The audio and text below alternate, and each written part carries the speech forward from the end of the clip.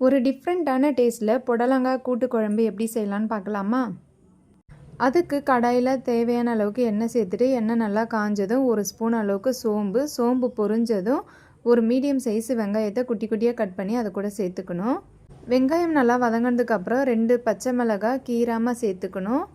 அதுக்கப்புறம் 2 medium size தக்காளி அதையும் குட்டி குட்டியாக கட் பண்ணி இது கூட சேர்த்து நல்லா வதங்கினதுக்கப்புறம் ஒரு 10 பல்லு பூண்டு நல்லா தட்டி சேர்த்துக்கணும். அது கூடவே ஒரு 1.5 ஸ்பூன் அளவுக்கு வீட்டு குழம்பு மிளகாய்த்தூள் சேர்த்து நல்லா வதக்கணும்.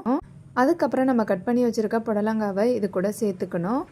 வெங்காயம், தக்காளி, மிளகாய்த்தூள், புடலங்காய் இதெல்லாமே ஒரு சேர நல்லா ஈக்குவலாக வதங்கி வரணும். அதுக்கப்புறம் நம்ம எந்த அளவுக்கு குழம்பு வேணும் அப்படின்னு நினைக்கிறோமோ அந்த அளவுக்கு தண்ணி சேர்த்துக்கலாம்.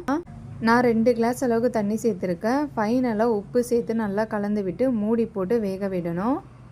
இது நல்லா ஒரு அரை வேக்காட்டு அளவுக்கு வெந்ததுக்கப்புறமா வேக வச்ச பாசிப்பருப்பு இது கூடவே சேர்த்துக்க வேண்டியதுதான்.